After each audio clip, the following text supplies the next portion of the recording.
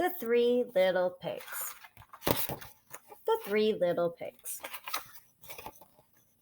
Retold and illustrated by James Marshall. Once upon a time, an old sow sent her 3 little pigs out into the world to seek their fortune. Now be sure to write, she said, and remember that I love you.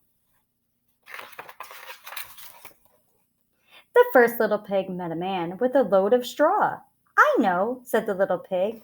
I'll buy your straw and build a house. That's not a good idea, said the man. Remember in the first book that the pigs met a man also, but they didn't want to buy the straw. He just asked for it. Mind your own business, thank you, said the little pig, and he bought the straw and set about building a house. It took him no time at all. I wonder why the man told him that it wasn't a good idea to build a house out of straw. Very soon, a lean and hungry wolf happened by. Lean means that he was really skinny and hungry. Pig was just about his favorite food in the world. So he knocked on the door and said, little pig, let me come in." To which the little pig replied, "No, no, no, not by the hair of my chinny chin chin." Ooh, this book is very similar to the first one. This annoyed the wolf to no end, and he said, "Then I'll huff, and I'll puff, and I'll blow your house in." "Go right ahead," said the little pig. So the wolf huffed, and he puffed, and he blew the house in. And he gobbled up the little pig. It's a lot like the first book, right? Because in the first book, he ate them also. But the wolf still says that he huffed and he puffed, not like what the wolf said that he sneezed. The second little pig met a man with a load of sticks. "I've got it," said the little pig. "I'll buy those sticks and build a house." Again, this time he's buying the sticks. In the first book, he just asked for them. "I'd think twice about that," said the man. "Oh, pooh," said the little pig. "What would you know?" And he bought the sticks and went to work building a house. "Very pretty," he said. Look, he's using a hammer and nails to make the house a little bit sturdier than the straw house. No sooner had the little pig settled into his pretty house than the wolf happened by. He was still hungry, and he said, little pig, let me come in." To which the little pig replied, "No, no, no, not by the hair of my chinny chin chin."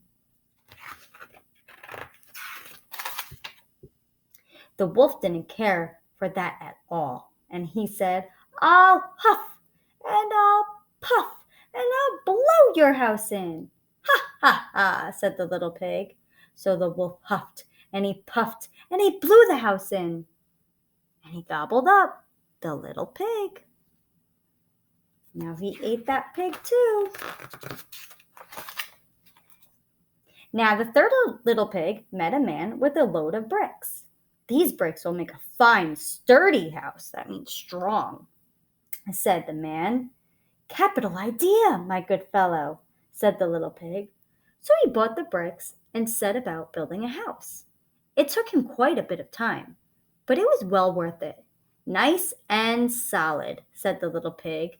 Nice and solid. But no sooner had the little pig moved in than he noticed the wolf loitering about. That means walking around when he shouldn't have. Little pig, let me come in." To which the little pig replied, "No, no, no, not by the hair of my chinny chin chin." Look, he even built a walkway.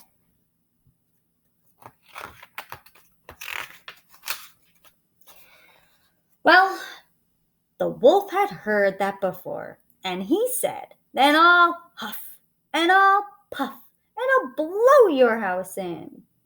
"Oh, don't do that," said the little pig. But the wolf huffed, and he puffed, and he huffed, and he until he was quite blue in the face. The house stood firm. "I'll try another approach," muttered the wolf. And he put on his most dazzling smile. "Little pig, I was only teasing," he said.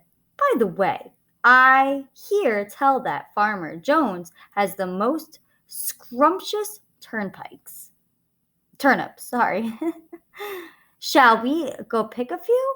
"Oh, I'm much too busy now," said the little pig. "What about tomorrow morning?" "Excellent," said the wolf. "I'll come for you at 6. Remember that he tried tricking him in the first book, too. The next morning, Little Pig got up at 5, hurried off to the Farmer Jones' turnip field, picked a basket full of scrumptious turnips, and dashed back home. When the wolf arrived at 6, the turnips were already boiling in the pot. "Sorry I couldn't wait," said the little pig. The wolf tried not to show his displeasure. It means his disappointment in him that he wasn't really telling him the truth. Very, very similar to the first book. "No harm done," he said. "By the way, there's a lovely apple tree down in Merry Meadow. Shall we go help ourselves to a few apples?" "I must cook my turnips," said the little pig. "Let's meet there tomorrow morning." "Splendid," said the wolf. "Shall we say at 5? The next morning, the little pig was up at 4 and went off for the apples. Very similar. Remember, he got up earlier too. It took longer than he expected to reach Merry Meadow, and while busy gathering apples in the highest tree, he saw the wolf approaching. "Do try one of these," he called down, throwing an apple as far as he could. When the wolf chased after the apple, the little pig shimmied down the tree and made it home safely. The next day, the wolf came again.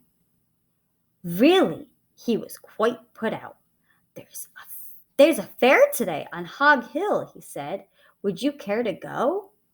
"Why don't we meet there?" said the little pig. "Would 3 o'clock suit you?" "Colossal," said the wolf. 3 it is, just to make sure he would be there at 2. At 1 in the afternoon, the little pig went to the fair and had a fine time.